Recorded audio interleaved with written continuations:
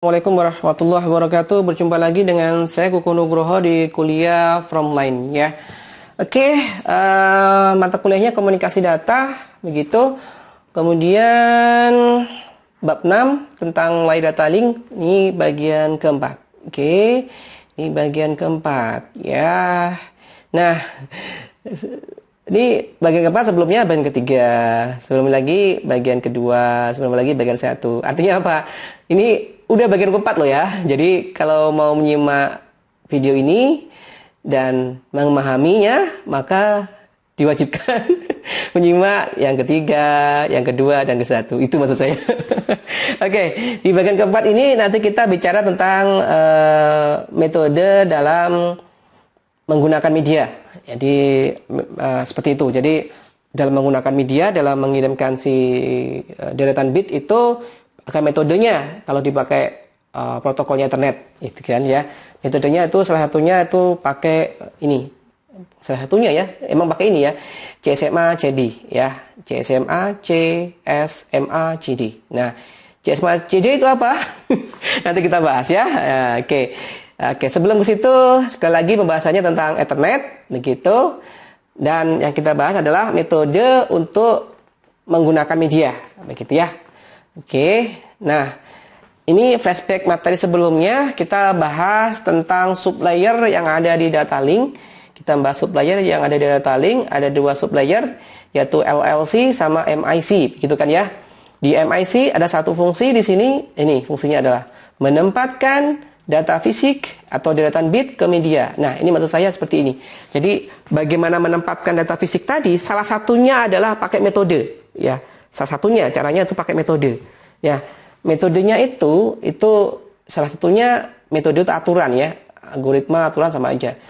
Itu pakai metode itu CSMA, CS, MA, CD, gitu ya. Seperti itu. Metodenya pakai itu. Nah, kita akan bahas itu ya. Nah, sebelumnya lagi kita bahas dulu konsep enkapsulasi lagi ya. Jangan bingung, jangan pusing begitu. Ini di materi sebelumnya saya juga bahas tentang konsep enkapsulasi gitu ya. Bahwasanya di layer data link itu ada pengecualian karena ada penambahan trailer ya selain header. Dan konsep identity yang digunakan di headernya data link itu identitinya apa? Adalah alamat MAC begitu kan ya. Alamat MAC gitu. Oke. Nah, kita sekarang belajar tentang format frame karena ini data di layer data link. Kalau kita bicara tentang PDU, begitu PDU adalah nama data di masing-masing layer. Kalau transport masih ingat ya, segmen begitu. Kalau networks adalah paket begitu. Kalau di data link itu mengenal namanya frame. Masih ya. Nah, kita bicara format frame yang ada di Ethernet karena kita bahasanya adalah Ethernet. Jadi kalau kita menggunakan protokolnya Ethernet, kita belajar format frame-nya seperti apa. Kira-kira seperti itu. Nah, ini dia format frame-nya. Nah, format frame ini itu tidak terlepas dari format enkapsulasi yang ada di data link, yaitu ada header, ada trailer selain data. Jelas ya? Nah, kita bahas di sini. Headernya dari sini nih, ini header ya. Dari preamble sampai type ini adalah header. Ya sama ya. Kayak penjelasan saya di awal tadi, header ini adalah data dari sini. Ini adalah data yang ada di layer atasnya. Dari atasnya tuh layer 3 ya, gitu. Kemudian ini adalah trailer. Ya, ini adalah trailer. Nah, seperti itu. Ya sama dengan ini ya, maksudnya ya. Header, data, trailer begitu. Oke, jelas. Nah, ini adalah format frame-nya si Ethernet. Nah, di sisi header-nya itu dimulai dari field namanya preamble, 7 byte. Ya, preamble ini fungsinya itu untuk sinkronisasi antara perangkat pengirim dan penerima. Sinkronisasi apa? Sinkronisasi clock. Karena dalam konsep data digital, clock ini penting. Ya, clock ini penting. Contoh, kalau di sisi TX itu kan sinyal itu merepresentasikan data ya. Oke, saya sinyal seperti itu. Sinyal, nih sinyal, seperti itu. Ini sinyal, oke. Itu sinyal, oke, seperti itu. Nah, di RX itu, di TX itu dalam mentransmisikan sinyal dia menggunakan clock acuannya. Clock. Itu ya. Ini pelajaran teknik ya. Ya, ini ada clock di sini. Misalnya clocknya tuh di sini. Clock satu, ini clock di sini. Jadi clock dia ngirim sinyal yang ini gitu ya, ngirim sinyal ini. Kirim clock sini ngirim sinyal yang sini, clock sini kirim sinyal seperti itu. Ya. Kemudian di si penerima salah timing dalam mengambil sinyal, error. yang misalnya ini kan 1, misalnya ini 0 gitu kan. Ketika diterima ini sinyal tadi gimana ya? Sinyalnya kita ubah pakai merah lagi ya. Itu ya, seperti ini kan sinyalnya. Nah, seperti ini kan. Nah, seperti itu. Nah, seperti itu misal salah timing atau salah timing ya dalam mengambil sinyal atau clocknya salah begitu. Misalnya diambilnya pas di sini. Jadi yang ini geser ke sini, yang ini ya, ini tuh geser ke sini. Sini sama sini, geser. Bisa geser ya. Yang ini yang clock yang misal clock A, yang clock A ini jadi sini, jadi itu. Dia bergeser. Nah, karena tidak sinkron ya, tidak sinkron dia bergeser clocknya ya. Karena bergeser, jadi berubah tadi bitnya ya. Yang tadinya 1 berubah jadi dia nerimanya clocknya salah jadi 0 begitu. Apa terjadi? Error datanya begitu. Yang tadi 1 0 akan error. Itulah pentingnya clock. Nah, itu pentingnya clock di situ ya. Oke. Clock tadi, sinkronisasi tadi ada di bagian preamble untuk mensinkronkan clock gitu. Ini fungsinya itu, sinkronkan clock ya. Sinkronkan clock untuk mengambil sinyal. Gitu ya, jelas ya. Nah, yang kedua ada field namanya SFD atau Start Frame Delimiter, sesuai dengan namanya Start Frame. Ini penanda awal dari sebuah frame. Jadi kalau ada perangkat menerima deretan bit yang kode bitnya adalah ini 10 10 10 11, dia menerima kode deretan bit seperti itu, berarti si perangkat itu mengindikasikan ini adalah awalan dari frame begitu. Ini adalah awalan dari frame begitu. Akhirnya di CRC gitu ya. Diambil satu frame gitu ya. Ingat ya macam tadi ya. Diambil ada awalan tadi, ada kode lagi yang mengisikan awalan dari frame yaitu 10 10 10 11. Oh, ini awalan frame kedua begitu. Awalan frame ketiga dan seterusnya. Jelas ya? Seperti itu. Oke, itu adalah SFD, Start Frame Delimiter. Kemudian field yang berikutnya adalah Destination Address. Ini adalah alamat MAC. Sekali lagi, identity daripada si NIC itu menggunakan alamat MAC, itu destination. Jadi tujuan interface. Oke, interface tujuan itu alamatnya mana? Itu ada di field Destination Address. Dia 6 bytes ya. Kemudian source address, alamat MAC dari interface pengirim. Begitu. NIC pengirim. Nah, ini interface ya, NIC ya. Begitu. Kemudian type di sini mengindikasikan protokol apa yang digunakan di layer 3. Begitu, misal IP, misal seperti itu ya. Ini yang type. Kemudian data adalah data di layer 3 seperti biasa, begitu. Kemudian CRC ini adalah trailer. Fungsinya CRC atau Cyclic Redundancy Check untuk melakukan proses error detection, ya. Mengecek apakah frame-nya kondisinya error atau tidak, begitu. Salah satunya misalnya tadi salah clocking itu kan, salah mengambil sinyal, error gitu. Yang tadinya harusnya bitnya 1 berubah jadi 0 begitu. Itu error udah nih. Ini error kategorinya. Jelas ya? Oke, itu kita mengenal format frame dari Ethernet. Nah, format frame dari Ethernet. Udah ya? Nah, sekarang kita bahasanya lain. Kita bahasanya adalah tadi di topik utama kita adalah tentang mengenal CSMA CD ya. CSMA CD. CSMA CD ya. Ini C itu Carrier Sense Multiple Access Collision Detection. biar gak pusing ini loh ya, ini ya CSMA CD ya. Nanti dulu saat yang tadi itu ya. CSMA CD adalah Carrier Sense Multiple Access Collision Detection. Nah, saya akan mencoba menjelaskannya ya. Oke. Nah, seperti ini. Oke.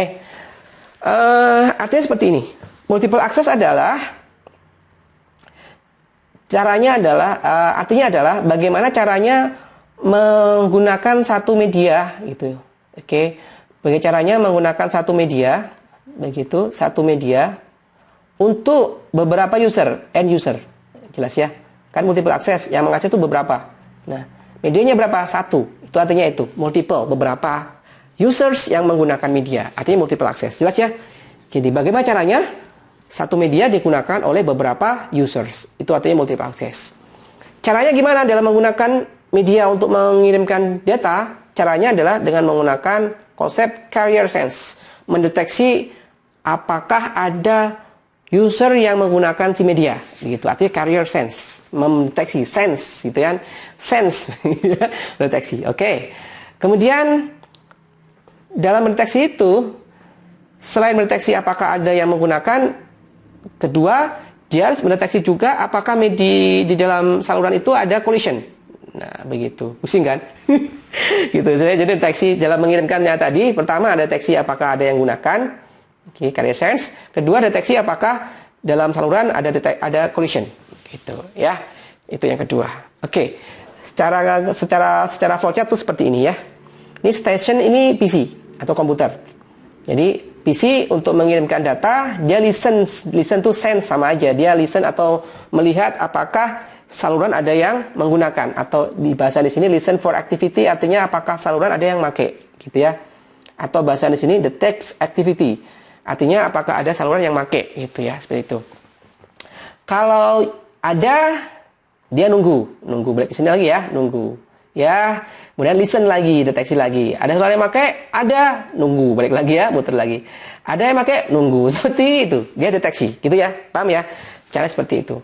Oke, kalau tidak ada, maka si komputer bisa transmit, bisa kirim si segmen atau data. Ya, seperti itu, bisa transmit. Dalam mentransmit itu kan yang dikirimkan adalah segmen, masih ingat ya? Kan data itu tidak utuh dikirimkan, dia dipecah dulu dalam bentuk segmen oleh si layer transport ya, masih ingat ya? Nah, segmen ini yang dikirimkan, pecahan data ini yang dikirimkan, gitu ya. Selama mengirimkan segmen atau pecahan data, si komputer tadi itu mendeteksi apakah ada collision, gitu. Selama mengirimkan data juga mendeteksi apakah ada collision, tabrakan, begitu. Nanti saya bicara tentang collision ya. Collision itu gampangnya tabrakan data, gitu ya, seperti itu. Kalau tidak ada, salah. Kalau tidak ada, terus mengirimkan segmen sampai selesai, gitu ya. Jelas ya. Tapi kalau ada di sini, kalau ada, maka dia stop, artinya berhenti dalam mengirimkan si segmen, gitu. Kemudian dia balik listen, gitu. Dengan dia nunggu lagi. Jadi tahapnya tahap listen lagi, nunggu lagi activity. Apakah melihat lagi activity, apakah ada yang make atau tidak, begitu. Dia stop, gitu ya, stop, gitu ya. Dia kondisi ini artinya jam. Jam itu tidak bisa kirim atau terima, begitu. Ini kondisi yang sangat parah dalam jaringan karena pengiriman paket akan terganggu, begitu. Delaynya lama, delaynya tinggi, begitu. Ya, jelas ya. Jam itu artinya itu tidak kirim, tidak terima, ngejam, itu artinya seperti itu. Dia sambil menunggu lagi apakah ada yang make, begitu. Begitu terusnya, begitu ya. Itu konsepnya. Nah, jelas ya. Ingat di sini konsepnya apa? Satu media, beberapa users. Oke. Nah, balik ke sini. Ini slide yang tadi. Oke, konsepnya adalah media hanya satu digunakan oleh beberapa. Ini media satu, ini satu media, ya.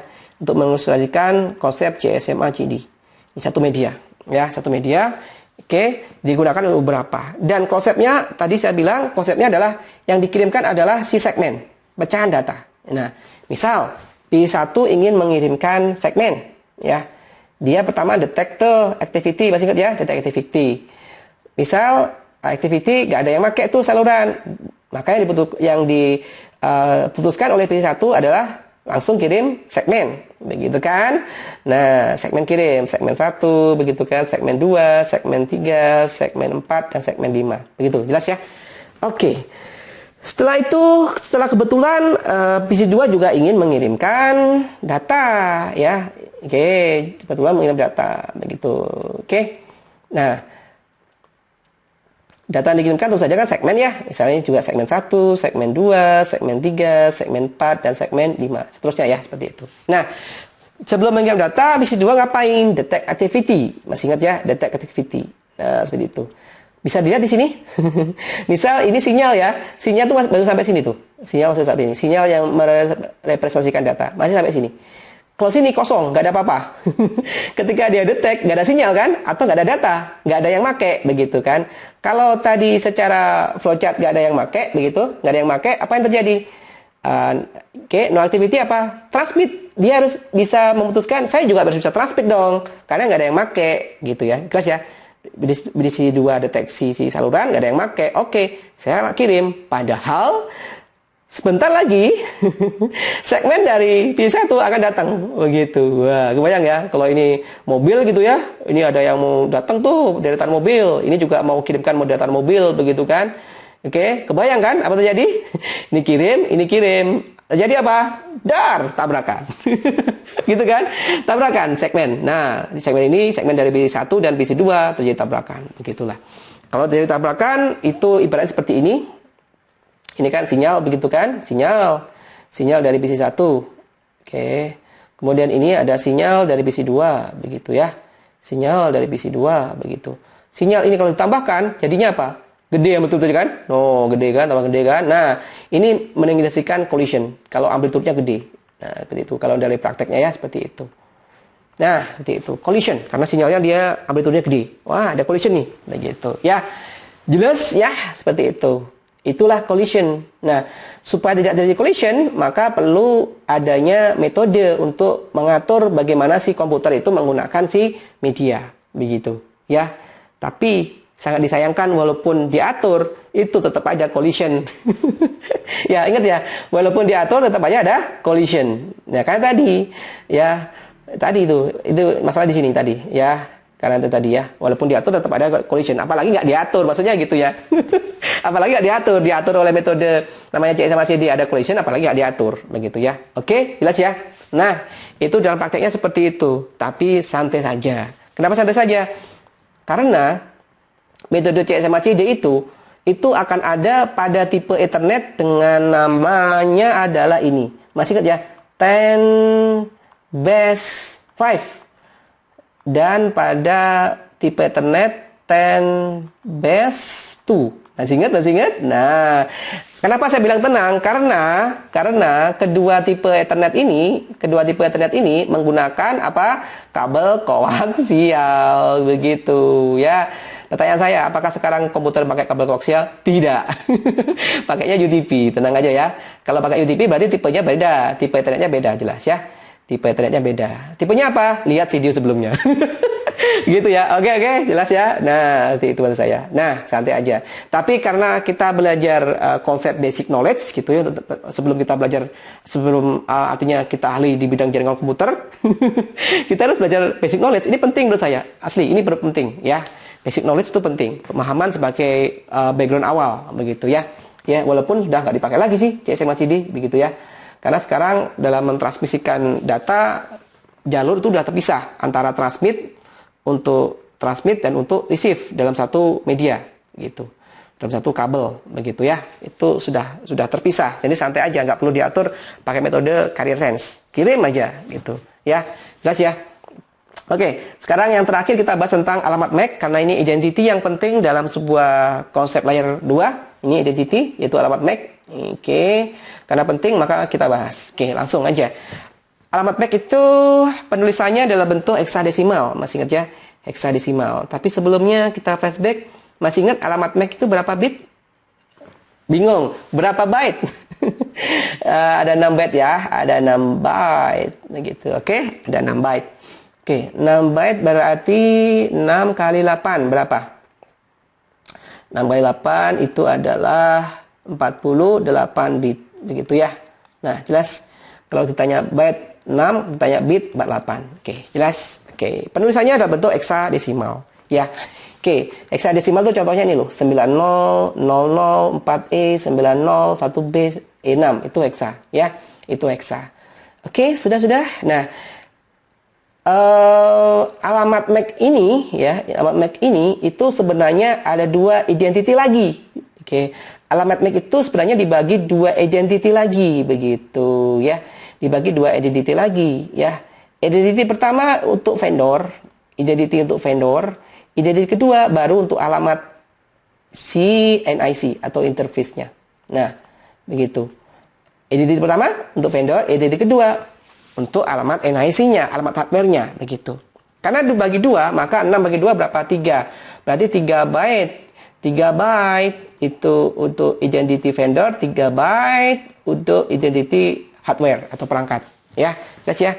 Nah, seperti itu identity vendor, dia 3 byte. Contohnya seperti ini. Kalau ada 90004E pada 3 byte pertama, ini identity vendor. Namanya adalah dikenal OUI, ya, Organizationally Unique Identifier. Namanya adalah OUI, gitu ya. Yang kedua adalah identity MAC address atau identity dari hardware, begitu ya.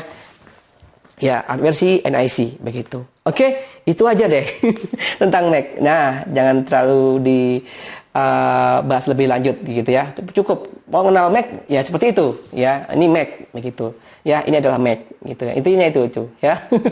Oke, jelas. Nah, terakhir selesai. Oke, seperti itu. Inilah adalah bab tentang layer data link. Ada berapa ya? 4 bagian, ya. Maaf ya, ada 4 bagian. Ada 4 bagian. Mohon maaf, sangat panjang ya. Oke, seperti biasa terakhir pesan sponsor, kalau dirasa materi ini bermanfaat, bisa di-share ke yang lain, begitu ya. Oke, terima kasih. Ini akhir daripada materi bab 6 tentang layer data link. Semoga bisa bermanfaat ya. Oke, seperti itu. Saya akhiri. Assalamualaikum warahmatullahi wabarakatuh.